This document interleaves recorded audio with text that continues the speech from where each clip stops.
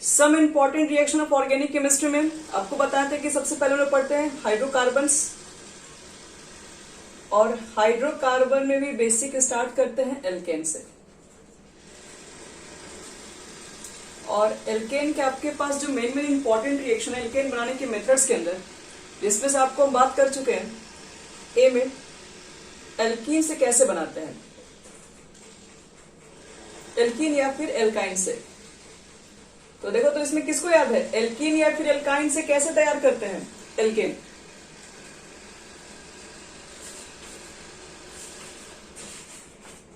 हाँ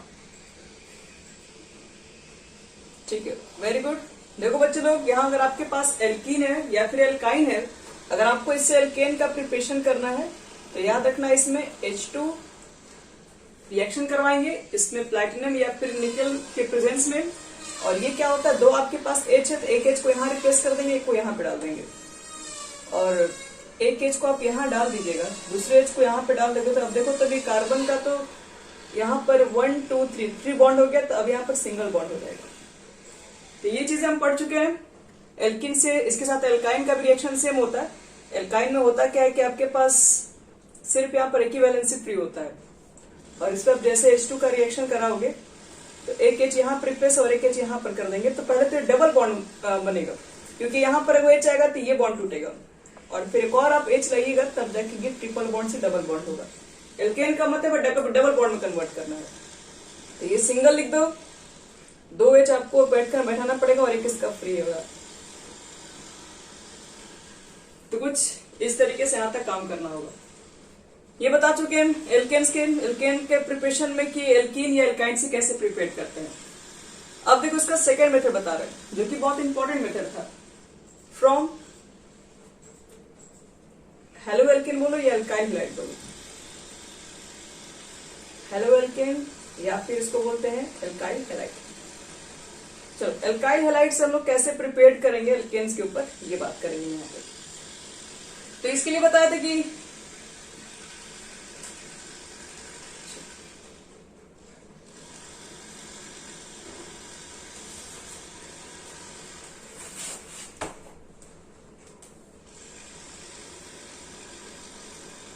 आप लोगों ने फटाफट कॉपी और पेन खोल के और जो जो रिएक्शन आपको हम बोल रहे हैं उसको नोट करते चले जाना, ताकि आप कॉपी पे रिएक्शन नोट कीजिएगा तभी आपको देंगे तो आप बना के भी दिखा पाइएगा।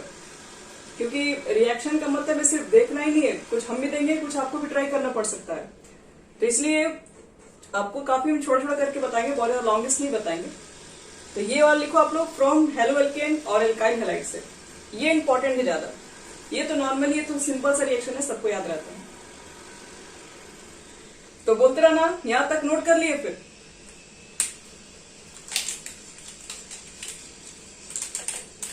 चलो हम देखो, तो हेलो एल्केन से आपको बता दिए थे मेथड। तो ऐसे बहुत सारे होते हैं, सब इंपॉर्टेंट ही मेथड आपको बताएंगे हम। हेलो एल्केन से इसको RX से इंडिकेट करते हैं, और उससे बनाने के आपके पास बहुत सारे मेथड्स है। अगर हेलो एल्केन्स देखिए, आप यही रिएक्शन वापस भी पढ़िएगा, कहां पर, जब हेलो एल्केन चैप्टर पढ़िएगा वहां फिर से रिएक्शन रिपीट होगा। इसका मतलब है कि चीजों को जब बार बार रिपीट करेंगे तो अच्छे से खुद ही समझ में आने लगेगा। तो हेलो एल्केन में अगर मान लो कि मैंने अगर ड्राई ईथर ले लिया, फर्स्ट बता रही हूँ, सोडियम और ड्राई ईथर के प्रेजेंस में रिएक्शन को करवा दिया, तो यहाँ पर आपके पास बताया है कि यहाँ पे कपलिंग रिएक्शन होता है। कपलिंग रिएक्शन का मतलब होता है कि आपके पास आप भले ही RX से करवाएंगे तो यहाँ पे 2 मॉलिक्यूल R के कंपाउंड्स बनेंगे। लेकिन अगर मान लो कि तुमने रिएक्शन करवाया इसके साथ R2Zn,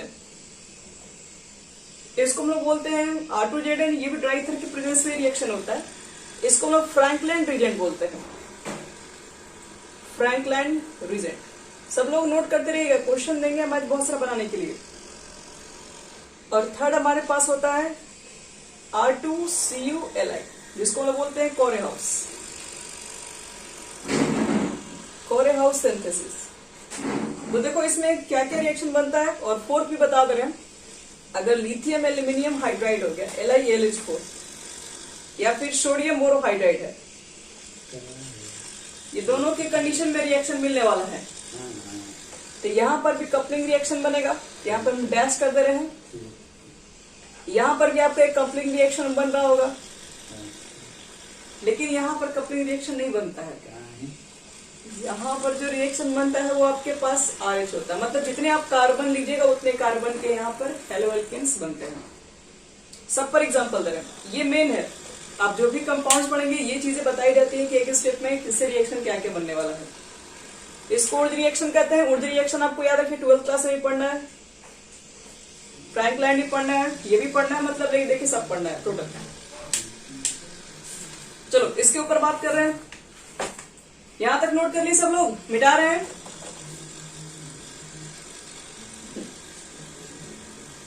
चलो फर्स्ट वाले आपको बता रहे ऊर्ज रिएक्शन। तो ऊर्ज रिएक्शन को 3 पार्ट में कैटेगराइज किया गया। तो फर्स्ट वही बता रहे हैं ऊर्ज रिएक्शन।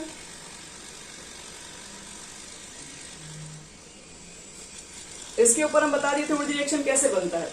एक तो तुम्हारे पास क्या होता है, एल्काइल हैलाइड RH, इसको हम लोग सोडियम से रिएक्ट कराते हैं और in the presence of dry ether, और बताए भी थे कैसे कैसे ये बनता है। ड्राई ईथर करवाने के बाद यहाँ पर क्या हो जाएगा, कपलिंग रिएक्शन RR होगा और NX बन जाएगा। ये मेन कंपाउंड होगा आपके पास। कहोगे 2R कहाँ पे, 2R यहाँ डाल दीजिए, 2X हो गया तो 2 यहाँ पर आ जाएगा और 2NX। तो इस रिएक्शन को देखो थोड़ा पहचानने का तरीका बता रहे, इसको पहचान कैसे करेंगे। या तो मान लो कि ऐसे लिख दिया आप लोग, इधर उधर पढ़ के याद कर लेंगे, तो ये तरीका नहीं है याद रखने का। देखो इसके मैकेनिज्म से आपको समझ में आया कि रिएक्शन को कैसे फॉर्म किया गया है। बिना मैकेनिज्म के रिएक्शंस को हम लोग समय जरूरत नहीं पड़ेगी, लेकिन स्टार्टिंग में कुछ एक आइडिया लेना पड़ता है कैसे मैकेनिज्म भी किया जाता है। तो देखिए इसके अंदर मेटल्स हम लोग जनरली इससे लेते हैं ताकि हम लोग क्या कर सकें, इलेक्ट्रॉन को फ्लो करवा सकें। तो हम लोग क्या करते हैं, सोडियम को लेके वहां से पहले इलेक्ट्रॉन को फ्री करा देते हैं, और इस इलेक्ट्रॉन को फिर क्या कराते हैं, ये इलेक्ट्रॉन आपके पास आएगा यहाँ पर। तो यहाँ से X क्या करता है कि यहाँ पर देखिए, यहाँ पर 2 इलेक्ट्रॉन्स रहता है, X अपने इलेक्ट्रॉन को छोड़कर इसके इलेक्ट्रॉन को एक्सेप्ट कर लेता है और X माइनस में कन्वर्ट हो जाता है, जिसकी वजह से R के पास क्या है, 1 इलेक्ट्रॉन लेके तो ये यहाँ पे चला गया, इसके साथ बॉन्ड बना लिया। इसको ऐसे समझो, X के बाहर देखो 7 इलेक्ट्रॉन्स होते हैं, और ये दोनों शेयर करके तब जाके X के बाहर 8 पूरा हुआ है। अगर ये अपना बॉन्ड तोड़ देगा यहाँ से, तो ये इसको इलेक्ट्रॉन लेगा तभी तो इसका 8 पूरा होगा। तो ये मान लो बॉन्ड टूट गया तो फिर से इसके पास 7 ही हो गया। अब ये इलेक्ट्रॉन को गेन कर लेगा तो फिर से इसके पास 8 होगा। सिंस ये इलेक्ट्रॉन गेन किया इसलिए इसके ऊपर एक माइनस लिखते हैं। इस माइनस का मतलब होगा कि यहाँ पर 2 इलेक्ट्रॉन हो गया। अब यहाँ पर R क्या हो गया, R के पास एक फ्री रेडिकल को कहते हैं, जो कि फ्री रेडिकल एक हाईली अनस्टेबल होता है। ये चाहेगा किसी के साथ भी बॉन्ड बनाएगा, जो भी इसको मिलेगा। आपके पास RH जो कंपाउंड्स हैं उसके अंदर बहुत सारे ऐसे, ये रिएक्शन तो एक ही बार नहीं हो रहा होगा, इस रिएक्शन के अंदर बहुत सारे ऐसे R फ्री रेडिकल्स जनरेट होंगे।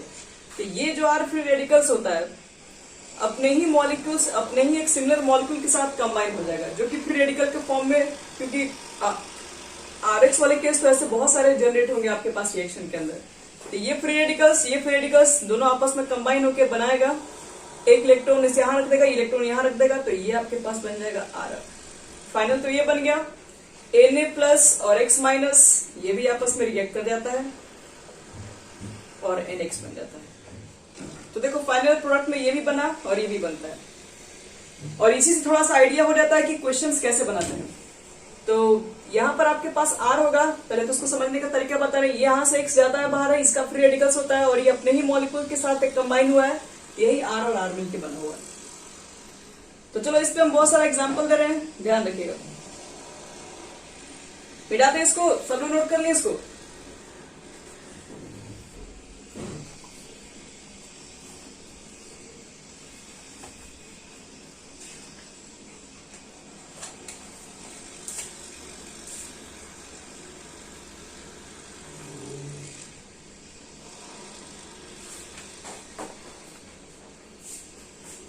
ये अलग अलग स्टेप का नाम भी होता है, किसमें इलेक्ट्रॉन्स निकला बाहर, किसमें इलेक्ट्रॉन्स ने गेन किया, तो ये सब चीजें का।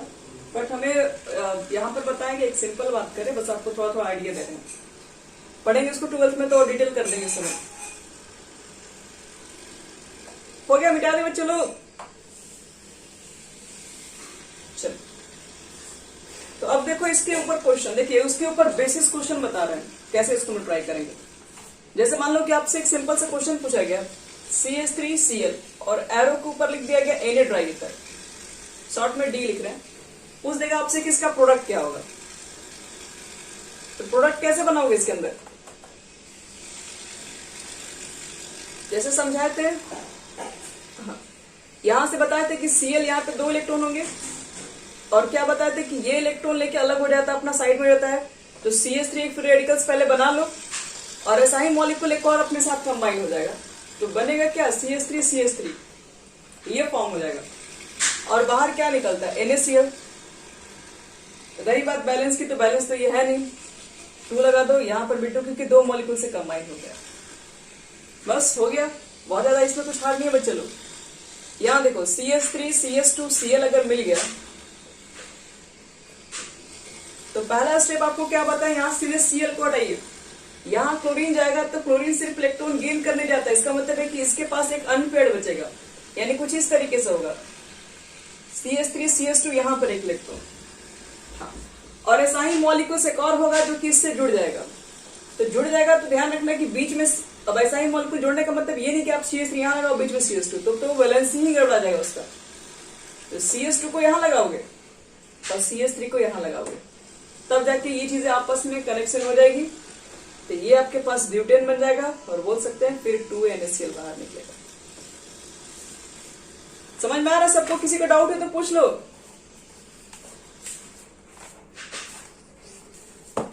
ठीक है, यहां पर देखो एक और हम एग्जांपल देके क्लियर कर रहे हैं। जैसे मान लो कि CH3 है, CH2 है, CH2 है, एक और Cl है, यहां पर 2Na लिख दो, dry ether.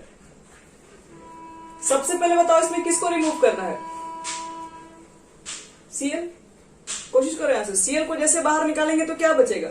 CH3 CH2 CH2 और यहाँ एक रेडिकल फ्री रेडिकल खाली होगा, मतलब ये सबका तो स्टेबल है लेकिन ये स्टेबल नहीं है, तो स्टेबल नहीं है तो ये सेम अपने ही मॉलिक्यूल्स को फिर से वापस लेगा। तो एक और ऐसा मॉलिक्यूल एक और ले लो, CH3 CH2 CH2 और यहाँ पे एक इलेक्ट्रॉन होगा, तो एक इलेक्ट्रॉन इसका इलेक्ट्रॉन को दोनों को आपस में उल्टा करके कनेक्शन करोगे तब ना आपस में ऐड होगा, तभी तो जाके एक बड़ा सा चैन बन पाएगा और सबका वैलेंसी भी पूरा हो जाएगा। तो इसको आपस में कनेक्शन करेंगे तो क्या बनेगा?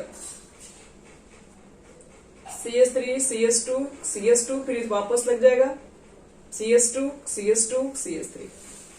ये कितना हो गया? 6 कार्बन हो गया, ये हेक्सन हो गया। क्लियर हुआ? कभी भी नहीं समझ में आई है? चलो एक क्वेश्चन हम एक और दे रहे हैं, आप लोग थोड़ा सोचिए क्या बनेगा, थोड़ा थोड़ा क्वेश्चन बढ़ाएंगे आगे।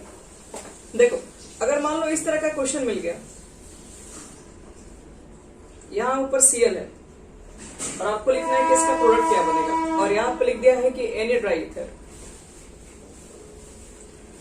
प्रोडक्ट क्या बनाओगे? हाँ देखो पहले तो यहां से Cl को आपको बताएं कि यहां का कार्बन होगा और एक Cl का यहां 2 इलेक्ट्रॉन्स होगा, तो ये Cl निकलेगा बाहर। तो हम थोड़ा सा इसको ना ऐसे अरेंज करते हैं ताकि थोड़ा चीजें अच्छी दिखे। यहां वाला क्या हो, Cl निकल गया तो यहाँ इलेक्ट्रॉन फ्री हो गया, तो ऐसा ही एक और मॉलिक्यूल्स आएगा और दोनों आपस में जब अटैच होगा तो ये बॉन्ड कुछ इस तरीके से बनेगा और ये 2NaCl बाहर निकलेगा आपका। देखो एक कंपाउंड और दे रहे हैं हमें, ऊपर सबका हो गया।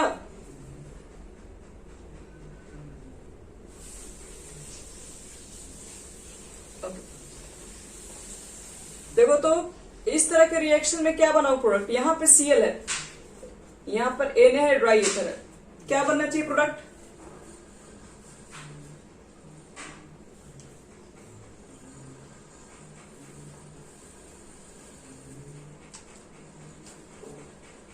जैसे बताया वैसे ट्राई करो, सेम 2 मॉलिक्यूल्स ऐसा ही लेके आओ, आपस में कंबाइन करो, कंबाइन करने के बाद उसका नाम बताओ, उसका नाम क्या होना चाहिए?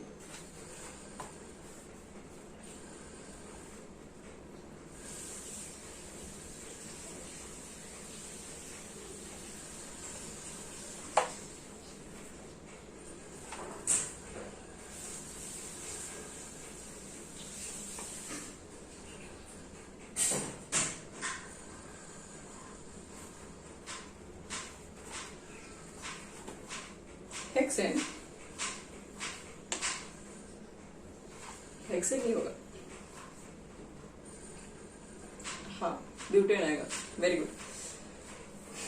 यहां देखो बच्चे लोग, इसमें 2 इलेक्ट्रॉन है ना, इसमें क्या करना आपको है, यहां के एक इलेक्ट्रॉन को गायब करना, तो इसका इलेक्ट्रॉन फ्री होगा, तो फिर से ऐसा ही मॉलिक्यूल्स लेके आओगे। तो फिर से आपको हम सामने सब कुछ दिखा रहे कैसे बनेगा। तो इसको भी इलेक्ट्रॉन चाहिए, किसको भी चाहिए, इसको क्या करो अपोजिट करके पलट दो, तो क्या बनेगा, ये स्ट्रक्चर हो जाएगा कि नहीं इसका। सबको क्लियर है, देख लेना उसमें 1 2 3 4। तो आईपीएसी नेम क्या हो जाएगा इसका, 2 पर है 3 पर है, क्या बोलोगे 2 3 डाइमिथाइल ब्यूटेन। अब फिर से देखना एक क्वेश्चन और दे रहे हैं, उसमें क्या बनेगा। एक सीएल आपके पास यहां पर है और इसी मॉलिक्यूल में एक सीएल यहां पर भी प्रेजेंट है और एरो पे फिर से वही लिखा हुआ है एनी ड्राई ईथर। क्या बनेगा प्रोडक्ट इसके अंदर,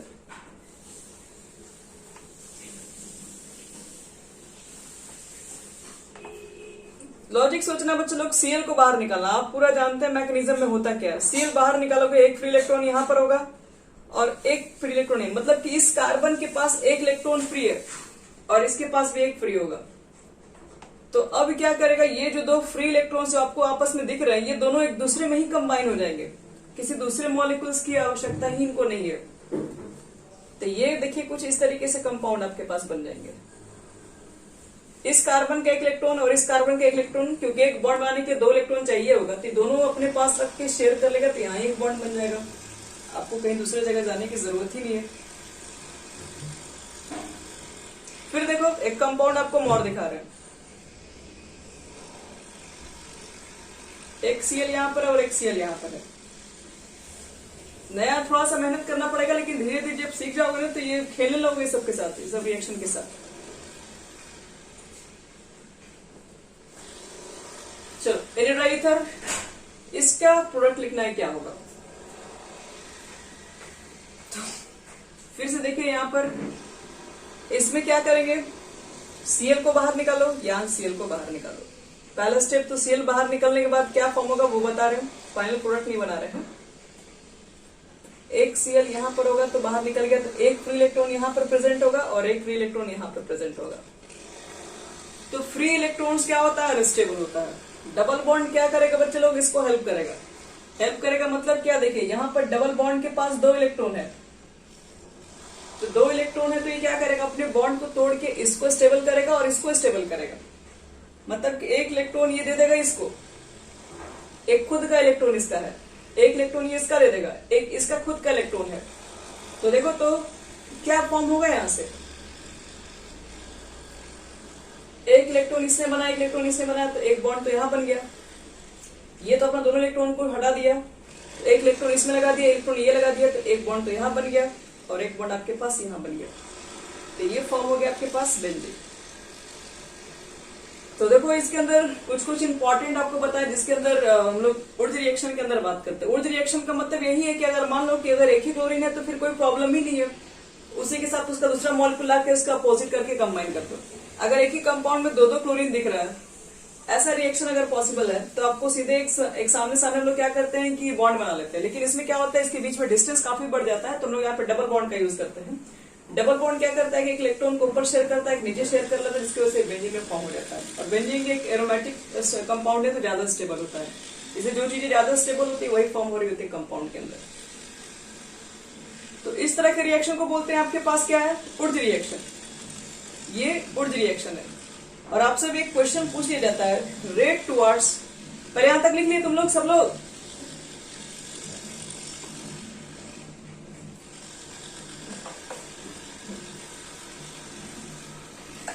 चलो आपसे पूछेंगे कि रेट टुवर्ड्स ऊर्जा रिएक्शन, किस रिएक्शन के अंदर ऊर्जा रिएक्शन फास्ट होगा।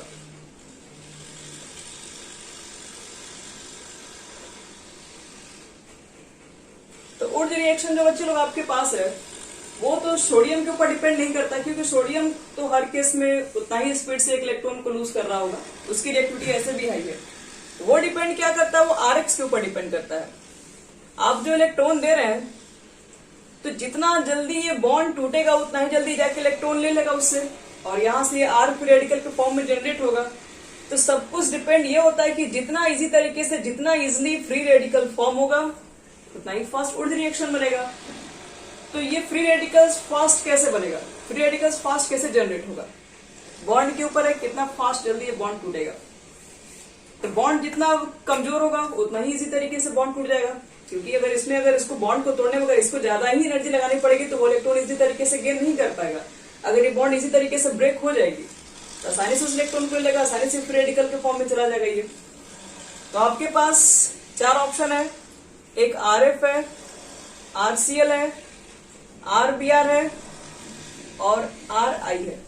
इसमें हमको चेक करना है कि किसकी बॉन्ड इजी तरीके से ब्रेक हो जाएगी। चेक करो तो क्या बोलना चाहोगे?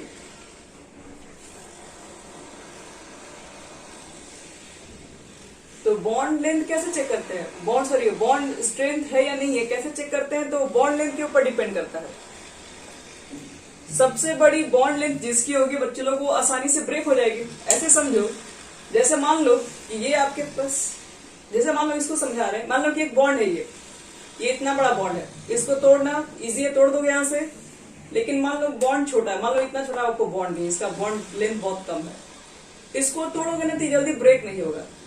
इसका मतलब है कि जितना छोटा बॉन्ड होता है वो इजी तरीके से ब्रेक नहीं होता, और जितना ही आपके पास बड़ा बॉन्ड लेंथ होगा वो आसानी से ब्रेक हो जाता है। तो देखो, तो आर तो सब में कॉमन है, तो आर पे तो कुछ डिपेंड ही नहीं कर रहा है, डिपेंड कर रहा है बाकी के साइज के ऊपर। आई एटम का साइज काफी बड़ा है तो इसलिए क्या होगा, इसका लेंथ ज्यादा हो जाएगा आर से कंपेयर करेंगे। तो ब्रोमीन इसके साइड में कुछ कम है, क्लोरीन और भी कम है, फ्लोरीन और भी कम है। जितना साइज कम होगा एटम काफी नजदीक होंगे तो बॉन्ड लेंथ काफी कम होगी। तो इस कंडीशन में हम लोग बोलेंगे कि RI का जो बॉन्ड लेंथ होता है वो क्या है, बहुत ज्यादा बड़ा है, इसलिए यहां से बॉन्ड टूटना काफी इजी है। तो इसलिए रेड टुवार्ड्स NI करोगे तो जिसके अंदर I वाला ग्रुप होगा वो आसानी से ब्रेक होगा, और उस कंडीशन में ऊर्जा रिएक्शन सबसे फास्ट होगा। तो इसको नोट कर लो।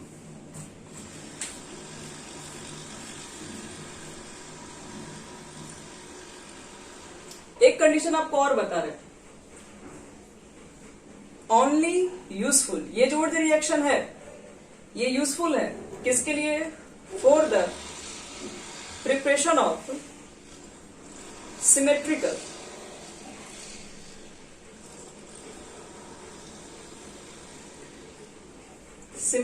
एल्केन। ये ऊर्जा रिएक्शन आपका अच्छा है उसी के लिए जो कि सिमेट्रिकल है। सिमेट्रिकल एल्केन है तो बढ़िया है, बाकी के लिए ये रिएक्शन अच्छा नहीं माना जाता है। कहोगे सिमेट्रिकल एल्केन क्या है, समझ नहीं आया। देखो दिखा रहे हैं, ये सिमेट्रिकल एल्केन है क्योंकि इस बॉन्ड को जब ब्रेक करेंगे तो कार्बन एटम दोनों तरफ से सेम हो सकते हैं।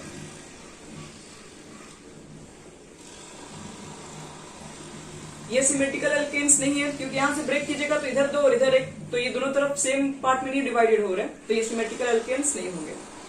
तो सिमेट्रिकल एल्केन्स का मतलब है कि एक ऐसा बॉन्ड जिसको ब्रेक करने पे 2 अलग-अलग 2 सेम पार्ट मिल सके, वो आपके पास सिमेट्रिकल एल्केन्स है। तो ये जो ऊर्जा रिएक्शन है सिर्फ सिमेट्रिकल के लिए है, अनसिमेट्रिकल वाले रहेंगे तो इसके लिए ये अच्छा नहीं है। अब अच्छा क्यों नहीं माना जाता, देखो बता रहे क्यों। जैसे मान लो कि आपसे रिएक्शन करने के लिए दे दिया CH3Cl और उसी के अंदर एक मॉलिक्यूल्स और डाल दिया गया CH3CH2Cl। जिसको भी नहीं समझ में आए क्वेश्चन कीजिएगा जरूर। CH3Cl, CH3CH2Cl और यहां पर लिख के आ गया आपके पास Na ट्राइएथर। तो पहले बताओ कि यहां पर फ्री रेडिकल के फॉर्म में क्या क्या जनरेट होगा। यहां से Cl निकलेगा तो एक तो फ्री रेडिकल ये बनेगा, यहां से Cl निकलेगा तो एक फ्री रेडिकल आपके पास ये भी जनरेट होगा। अब ये 2 फ्री रेडिकल से बताओ आपके पास कंपाउंड जब होंगे, मतलब जिस रिएक्शन कंटेनर रिएक्शन करा रहे होंगे उसके अंदर ये भी बहुत सारे मॉलिक्यूल्स अवेलेबल होंगे, इसके भी बहुत सारे मॉलिक्यूल्स अवेलेबल होंगे। तो प्रोडक्ट में बताओ क्या क्या बनने के चांसेस है। तो ध्यान से देखना मुझे। हाँ बोलो। अच्छा एक मिनट।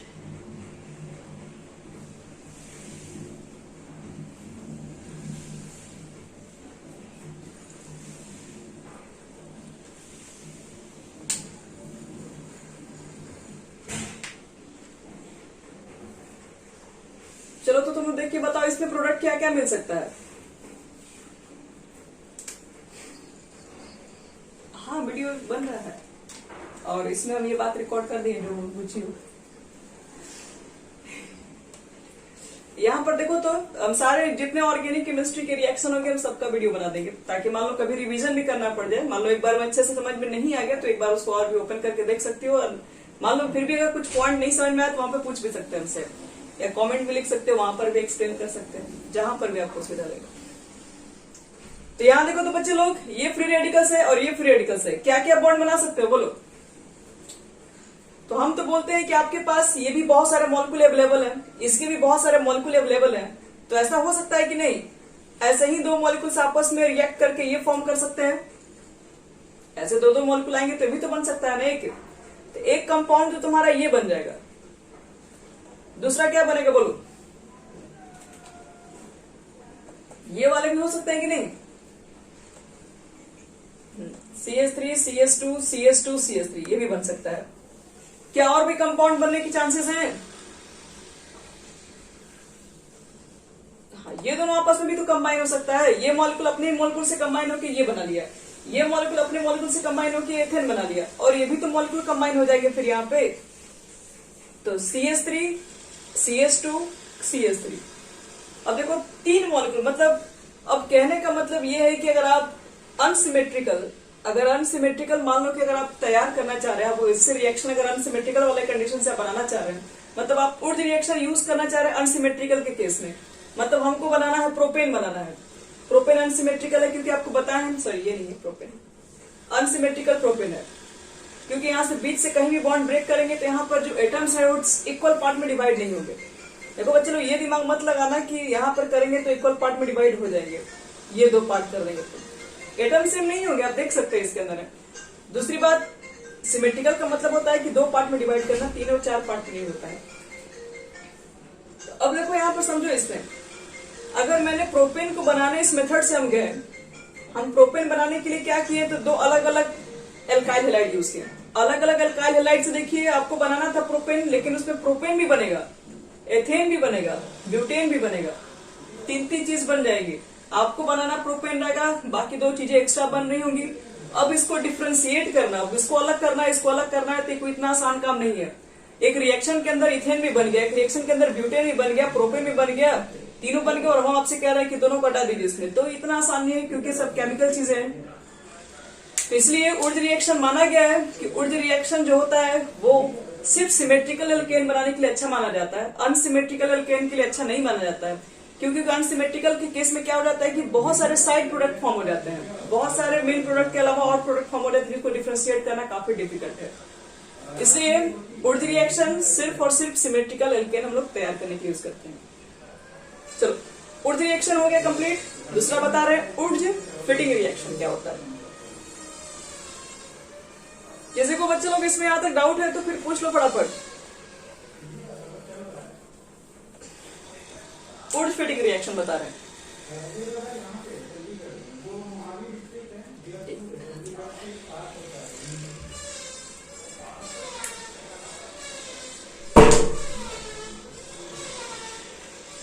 देखो यहां से नया रिएक्शन है, बट उसी डिजाइन के थोड़ा सा अलग है।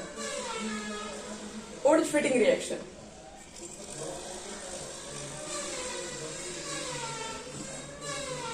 ऊर्ज फिटिंग रिएक्शन में क्या होता है कि एक तो एल्काइल हैलाइड रहता ही है, लेकिन जो दूसरा होता है वो एरोमेटिक कंपाउंड रहता है। मतलब एरोमेटिक कंपाउंड का मतलब एराइल हैलाइड रहता है। एक एल्काइल हैलाइड, दूसरा एराइल हैलाइड, मतलब ये RX हो गया, और यहां पर जो आपके पास होगा एक बेंजीन के साथ ऐसा केसेस होगा, ये एराइल हैलाइड है।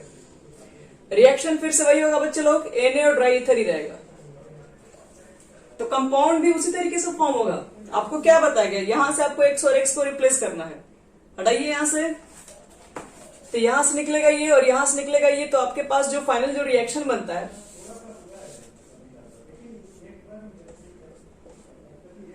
यहां पर आ जाएगा R क्यों आ जाएगा बताएं। यहाँ पे X निकलेगा तो फ्री रेडिकल यहाँ पे जनरेट होगा, यहां से हटाओगे तो फ्री रेडिकल यहां जनरेट होगा, और ये दोनों फ्री रेडिकल आपस में कंबाइन होकर ये बना लेगा, और यहां से X माइनस तो सोडियम का प्लस दोनों मिलके क्या बना लेगा 2NaX। तो ये होता है Wurtz fitting reaction. Wurtz fitting reaction का मतलब होता है कि एक फिक्स हो गया आपके पास एराइल हैलाइड होगा ही होगा।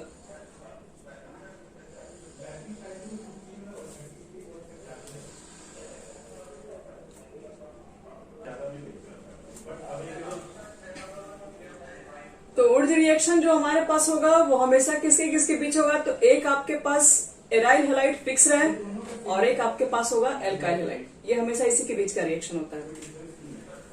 अब इसी के साथ साथ एक और रिएक्शन है, जैसे कि हम एग्जांपल भी ले सकते हैं। देखो, अगर CH3Cl दे दिया और अगर एराइल हैलाइड की जगह पर ले लीजिए तो क्लोरो ले लो, ब्रोमो भी ले सकते हो, जो भी लेना है। तो यहां देखो, यहां पर क्लोरो है तो क्लोरो ही रखिए, एनी ड्राई एथर। तो प्रोडक्ट में क्या बनेगा,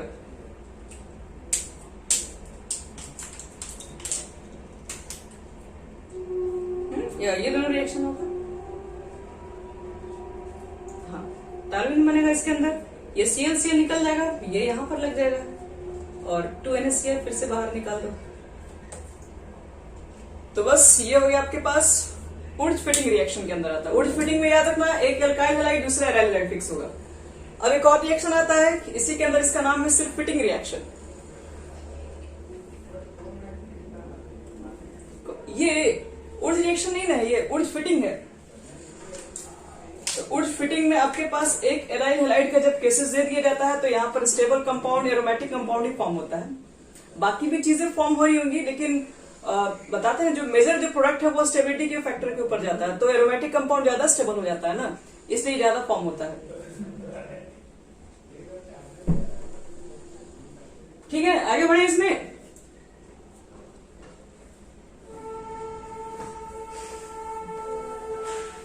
चलो, एक और रिएक्शन होता है जिसका नाम है फिटिंग रिएक्शन, ओनली फिटिंग।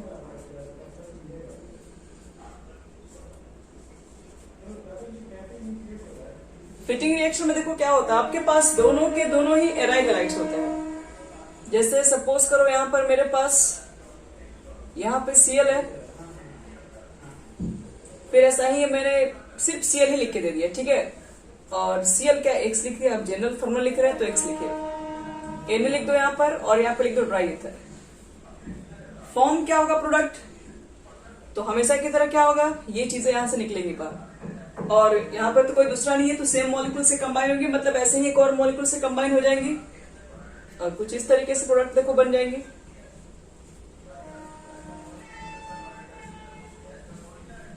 और 2NX बाहर निकल जाएगा, इसको बाइफिनाइल बोल सकते हैं, डाइफिनाइल, जो भी बोलिए।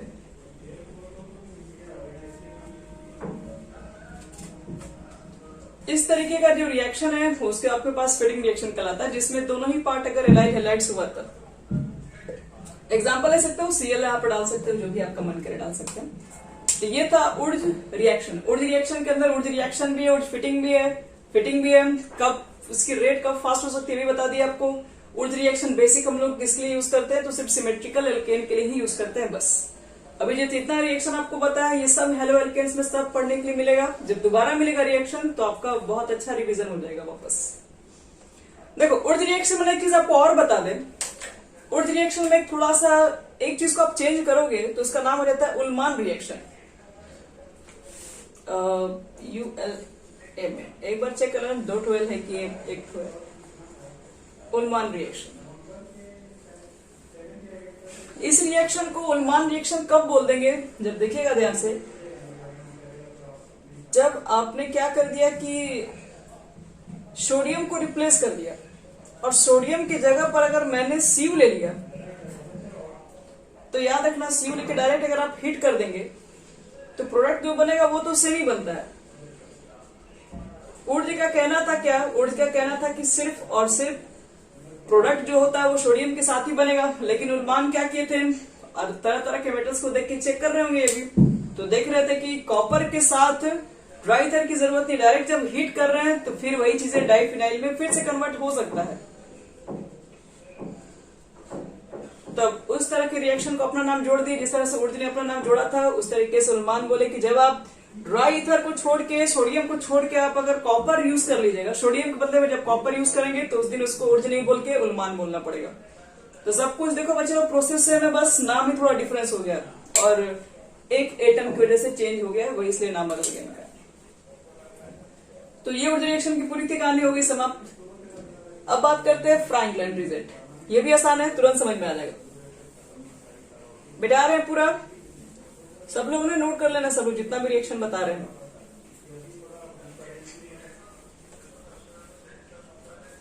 देखो नेक्स्ट जो हमारे पास रिएक्शन है उसका नाम है फ्रैंकलैंड रिएक्शन।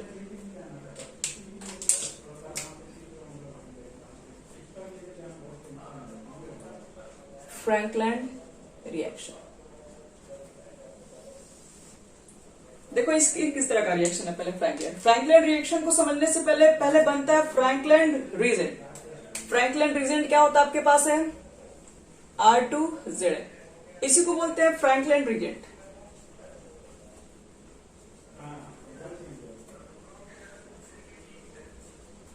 ये है फ्रैंकलैंड हमारा रीजेंट। अब देखो ध्यान से इसके अंदर होगा क्या, कैसे होता है रिएक्शन, ध्यान समझो, तुरंत समझ में आ जाएगा, कोई हार्ड नहीं है ये। इसमें आपके पास फिर से वापस हेलो एल्केन्स यूज होता है, क्योंकि ये भी तो हेलो एल्केन्स ही बनाते हैं, एल्केन्स ट्राई करते हैं। जैसे सपोज करो कि मेरे पास कोई RH ग्रुप है। अब यहां पर होता क्या RH ग्रुप के अंदर, आप रिएक्शन करा देंगे R2Z, इसको फ्रैंकलैंड रीजेंट से रिएक्शन करा दो तो बनता क्या है। तो देखिए पहले समझाते हैं कैसे इसको बनाया जाता है। इसको कर दो डैश। अब इसको समझना कुछ इस तरीके से होगा, आपके पास ये जो ग्रुप है ये हेलो एल्केन का एल्काइल हैलाइड, सॉरी ये आपके पास हेलोजन फैमिली है, तो इसके ऊपर नेगेटिव चार्ज होगा और यहां पर एक होगा पॉजिटिव चार्ज, क्योंकि पता है ना कि हेलोजन ज्यादा इलेक्ट्रोनेगेटिव होगा, यहां पर जो भी कार्बन प्रेजेंट होंगे उससे कहीं ज्यादा, तो ये नेगेटिव चार्ज को शो करता है और ये पॉजिटिव चार्ज। अब आपके पास क्या ये मेटल्स है, अगर इसके साथ कोई अगर मेटल्स लगा हुआ तो मेटल्स की वजह से यहां पर क्या हो गया, तो पॉजिटिव चार्ज को पाई करेगा बच्चे लोग, और ये क्या हो जाएगा निगेटिव चार्ज। तो देखो कंपाउंड कैसे फॉर्म होते हैं थोड़ा समझने के आइडिया बता रहे हैं। ये जो आपका निगेटिव होगा वो चला जाएगा पॉजिटिव के पास, और ये जो निगेटिव है चला जाएगा इस पॉजिटिव के पास।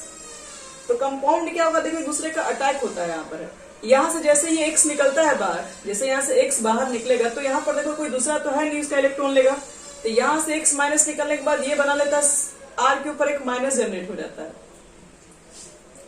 सॉरी यहां से नहीं, मिस्टेक बोल दी, उल्टा बोल दी, यहां से ये जिंक निकलेगा जैसे, तो उसकी वजह से यहाँ पर R के ऊपर माइनस बन जाएगा, और ये माइनस क्या करेगा, तो यहाँ पर जो आपके पास 2R के ऊपर आ जाएगा निगेटिव चार्ज, और यहाँ पर आपके पास क्या है R के ऊपर पॉजिटिव चार्ज है, तो यहाँ पर ये इसको अटैक करवाता है, जिसकी वजह से यहाँ पर एक R इसका और एक R इसका दोनों मिलकर आपस में एक रिएक्शन को शो करता है।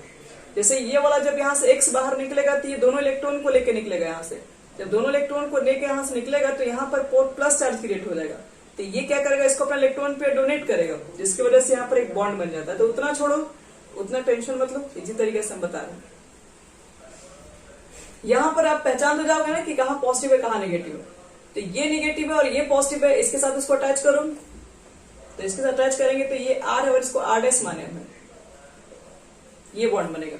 लेकिन एक चीज और ध्यान दो, यहाँ पर पहले R हो गया R डैश हो गया, यहाँ पर R2 2 है, तो यहाँ पर आप एक ही लिखे हैं तो आप 2 यहाँ लिख दीजिए ताकि ये R डैश बैलेंस हो जाए। कहोगे ये बैलेंस नहीं हुआ तो बैलेंस का टेंशन मत लो, उधर 2 कर दो, बैलेंस हो गया होगी। फिर और क्या प्रोडक्ट निकलेगा, तो जिंक तो आपके पास है ही, और यहाँ से X माइनस निकलेगा, क्योंकि यहाँ पे दोनों इलेक्ट्रॉन को जब ये लेकर निकला है बाहर तो यहाँ पर क्या हो गया पॉजिटिव चार्ज हुआ है, जिसकी वजह से ये इसको इलेक्ट्रॉन पे डोनेट किया हुआ है, तो Zn हो गया और ये 2X हो गया, तो ये X2 बाहर निकलेगा। तो कुछ प्रोडक्ट इस फॉर्म से बाहर निकल रहे होंगे, जैसे एग्जाम्पल देके और क्लियर कर दे रहे हैं। जैसे हम इसी को यही लिख दे रहे हैं, CH3 का होल्ट वाइज जिंक है, और आपके पास प्रोडक्ट आप किसके साथ, मान लो कि इसके साथ रिएक्ट करा रहे हो, CH3 CH2 Br के साथ रिएक्शन करा रहे हो, और आपसे क्वेश्चन पूछा जाए कि बताओ कि इसका प्रोडक्ट क्या देगा। तो प्रोडक्ट लिखने से पहले आपको जैसे बताया वैसा काम कीजिए। यहाँ ब्रोमीन है तो निगेटिव हुआ, जिसकी वजह से यहाँ पर आ जाएगा पॉजिटिव चार्ज कार्बन के पास आ जाएगा। यहाँ पर क्या होगा, ये मेटल्स है, मेटल्स होगा तो इलेक्ट्रॉन पेयर को डोनेट करता है, जिसकी वजह से इसके ऊपर आ जाएगा निगेटिव चार्ज, मतलब यहाँ पे इलेक्ट्रॉन पेयर बढ़ेगा, इसके पास इलेक्ट्रॉन पेयर घटेगा, क्योंकि यहाँ से कोई इलेक्ट्रोनेगेटिव एलिमेंट अटैच है। तो ये क्या करेगा, अपना लोन पेयर इसको डोनेट करेगा, क्योंकि इसके पास डिफिशियंसी है, तो ये इसको डोनेट करने जाएगा यहाँ पे। तो जैसे डोनेट करेगा तो एक बॉन्ड बना लेगा, तो देखो एक CH3 डोनेट करेगा, ध्यान रखना CH3 तो लिखोगे, CH2 तो लिखोगे इसका, लेकिन यहाँ पर जो होल्ट वाइज है उसको होल्ट वाइज मत लिखना, इसमें जो एक मॉलिक्यूल्स लिखा हुआ उसको सिर्फ लिखिए, और बाकी को बताया बैलेंस कर लीजिए मल्टीप्लाई करके। यहाँ पर 2 है तो आप 2 से मल्टीप्लाई कर दो, उसके बाद हम लोग इसको बैलेंस करने के लिए इसको भी 2 से मल्टीप्लाई कर देंगे, और उसके बाद क्या बाहर निकाल देंगे, Zn है और Br 2 है, तो Zn Br2 बाहर निकल जाएगा। एक चीज बताओ, क्या इस मेथड से सिमेट्रिकल एल्केन या अनसिमेट्रिकल एल्केन दोनों तरीके के एल्केन बना सकते हैं?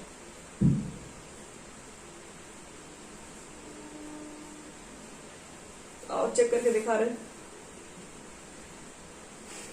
It is used in the preparation of, बोल सकते हैं, सिमेट्रिकल एंड अनसिमेट्रिकल। इससे दोनों तरीके का आपको बनाया जा सकता है, सिमेट्रिकल एंड अनसिमेट्रिकल एल्केन्स।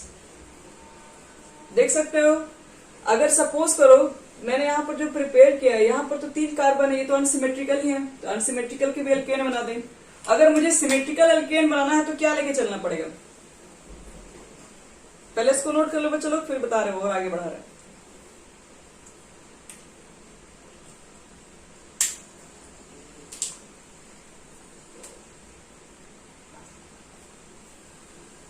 हो गया। तो देखो, अगर मुझे मान लो सिमेट्रिकल एल्केन बनाना, सिमेट्रिकल मतलब होता है इवन कार्बन के, तो क्या लेके चलना पड़ेगा? इधर ले लो CH3 का होल ट्वाइस Zn, इधर क्या ले लो, तो आपको कितने कार्बन के एल्केन बनाना है बोलिए? अगर सिर्फ 2 कार्बन के एल्केन में आया तो 1 कार्बन तो इधर से मिल जाएगा, दूसरा कार्बन का बना लो CH3Br। अगर आपको 3 कार्बन के एल्केन बनाने का मन है तो आपको क्या रखना पड़ेगा? CH3 CH2 Br। अगर 4 कार्बन का एल्केन बनाना है, CH3 CH2 CH2 Br। बस कुछ नहीं करना बच्चों लोग, इसके बाद रिएक्शन करा दो। पहला कंडीशन बताओ तो क्या बनेगा प्रोडक्ट?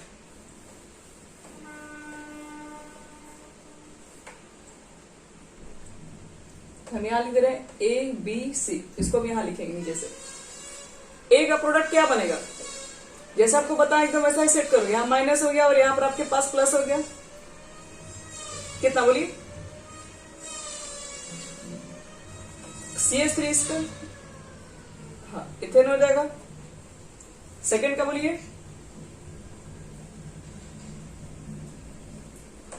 यहां से यहां तक तो पूरा होगा CH3 CH2 और एक CH3 यहां लग जाएगा बस। CH3 CH2 CH2 और एक CH3 एक और लग जाएगा यहाँ पे। तो ये हो गया आपके पास फ्रैंकलाइन का रिएक्शन। इसी तरीके से होता है।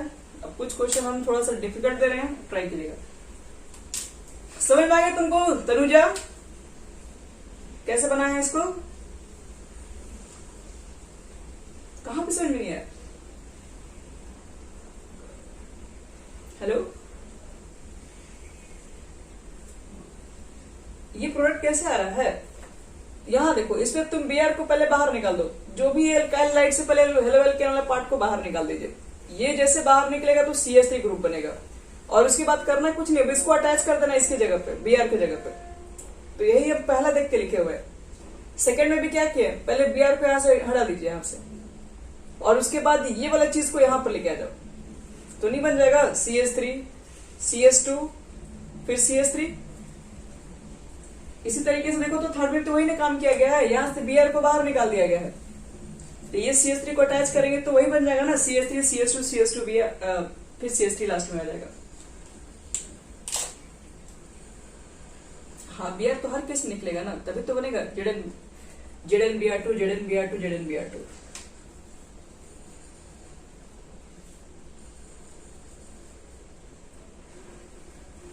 तुमको समझ में आया अंकिता? चलो,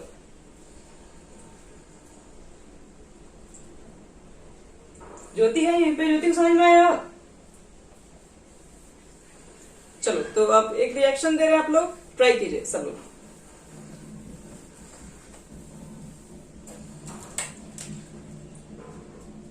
CH3 है का होल ट्वाइस, ये Zn है प्लस, रूल बस याद रखोगे बच्चे लोग तो कोई भी क्वेश्चन होगा कहीं दिक्कत नहीं होगा। यहाँ पे ड्राई ईथर के प्रेजेंस में भी ये रिएक्शन करवाया जा सकता है। इसका लिखना है तुम लोग को, प्रोडक्ट क्या बनेगा बताना है। CH3 CH2 का होल ट्वाइस, ये है Zn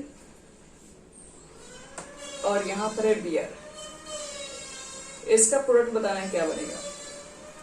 थर्ड देखो CH3 CH2 का whole twice Zn CH3 CH2 Br।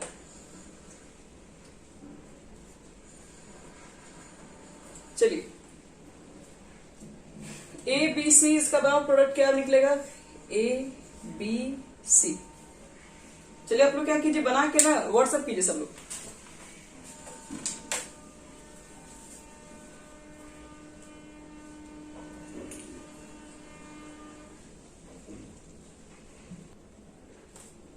चलो पहला जो प्रोडक्ट होगा आपके पास वो ये बनेगा। क्या बनेगा इसमें, तो ये वाला Cl को रिमूव कर देंगे सबसे पहला और इसकी जगह पर CH3 ऐड कर देंगे। सेकेंड ऑफ प्रोडक्ट को देखते हैं क्या बनेगा, इसको मिटा रहे हैं।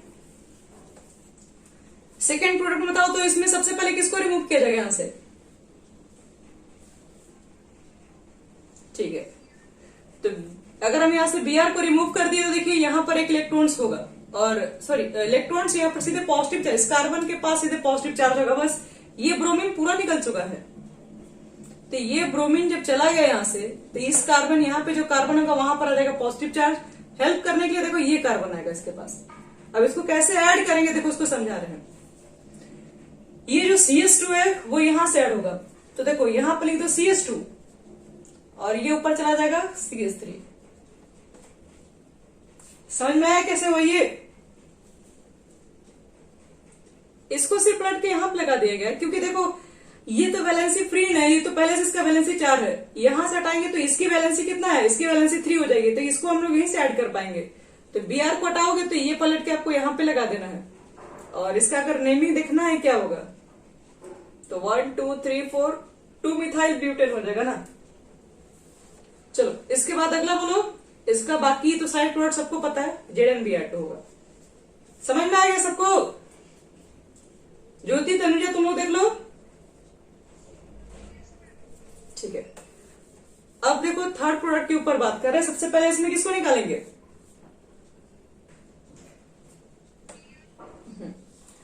और जैसे आप Br निकालोगे तो इसको ऐड करना है, तो कहां से ऐड करेंगे, तो जहां से Br निकलेगा वहां पर ये हो जाएगा पॉजिटिव चार्ज, उसी के बगल से जोड़ेंगे। बताओ कैसे जोड़ेंगे, तो CH2 से जोड़ेंगे कि CH3 से जोड़ेंगे, CH2 से ना। हाँ तो यही हो जाएगा ZnBr2, 2 से मल्टीप्लाई कर देना। तो बस यही है, प्रोडक्ट बन गया सब। इसमें जहां से आप इसको निकालेंगे वहीं से इसको ऐड किया जाता है बस। और इसी तरह से एक और रिएक्शन हमारे पास होता है कोरे हाउस। इसको मिटा दें पूरा,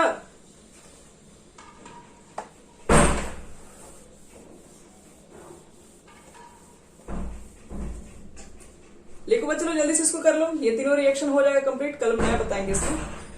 कोरे हाउस सिंथेसिस अभी हम लोग स्टार्टिंग में थोड़ा सा ही स्लो चल रहे हैं, थोड़ा मतलब ज्यादा देने के लिए, डीपली में जाने के लिए, ताकि आप स्टार्टिंग से आपका बेस अच्छा हो जाएगा तो फिर रिएक्शन में कोई प्रॉब्लम ही नहीं होगा। कोरे हाउस सिंथेसिस में देखो क्या सीखते हम लोग हैं, जिस तरीके से हम लोग पढ़े थे कि फ्रैंकलाइन ट्रीजेंट होता है, उसी तरीके से यहाँ पर भी क्या होता है, कोरे हाउस के अंदर भी एक कंपाउंड्स होता है, जो कि एक तरीके से कहो तो ऑर्गेनोमेटली कंपाउंड्स ही होता है। जैसे कोरे हाउस रिएजेंट इसको हम लोग बोल सकते हैं। इसमें R2CuLi होता है, ध्यान रखना। इसको कोरे हाउस का रिएजेंट बोलते हैं। जैसे फ्रैंकलाइन रिएजेंट से रिएक्शन करता है, आपके पास क्या है R2Zn, ये R2CuLi कोरे हाउस सिंथेसिस के लिए रिएजेंट होता है। क्या होता है इसके अंदर मेन रिएक्शन, देखो वो बात कर रहे हैं आपसे। इसके अंदर इसी को रिएक्शन लेते हैं R2CuLi और रिएक्शन कराते हैं एल्काइल हैलाइड के साथ। ध्यान समझना, प्रोडक्ट क्या बनेगा ये भी ड्राई ईथर के प्रेजेंस में हो जाता है रिएक्शन। प्रोडक्ट को देखो प्रिडिक्ट करने के लिए क्या करेंगे, थोड़ा सा इसको समझना पड़ेगा हम लोग को। ये चीजें फिर से ये माइनस होगा, एल्काइल हैलाइड है तो X तो नेगेटिव चार्ज है, तो इसके वजह से यहाँ पर पॉजिटिव चार्ज आएगा। अब जिसको हेल्प करने के लिए कौन आएंगे, तो जिसको देखो हेल्प करने के लिए फिर यहां से लोग दौड़ के आएंगे R2CuLi में से। कैसे देखो या तो यहाँ पर है Cu, यहाँ पर है तो Cu आपके पास मेटल्स है, तो ये जो मेटल्स है तो जिसकी वजह से क्या होगा, एक यहाँ पर भी आपके पास पॉजिटिव चार्ज होगा पहले से भी, और ये भी एक मेटल्स है तो ये भी आपके पास पॉजिटिव चार्ज होगा। इसका मतलब है कि जो भी इलेक्ट्रॉन्स है सब इसको ट्रांसफर किए जा रहे हैं। तो एक तरीके से कहा जाए तो R के पास इलेक्ट्रॉन की डेंसिटी एक तरीके से इंक्रीज हो रही है। तो इसलिए हम लोग क्या करते हैं, R2 को बस यहाँ भेज देते हैं ताकि इसके डिफिशियंसी को कम कर सके। तो R2 जाएगा लेकिन काम तो सिर्फ R ही करेगा। यहाँ पे R' कर लो, तो R' लिखोगे, ये R को यहाँ ऐड कर दो, 2 मॉलिक्यूल्स था उसको आगे लगा दीजिए, और एक CuX बनता है और एक LiX बनता है। मतलब यहाँ पर जो 2 मॉलिक्यूल यूज कर लोगे, एक CuX और एक LiX के फॉर्म में कन्वर्ट हो जाएगा। मतलब रिएक्शन बिल्कुल फ्रैंकलाइन जैसा ही है, कुछ नया नहीं इसके अंदर होता है। जैसे मान लो कि CH3 है, CH2 है, CuLi आपके पास है, और आपने मान लो रिएक्शन करा दिया CH3Br के साथ, तो प्रोडक्ट क्या बनेगा बोलो इसके अंदर?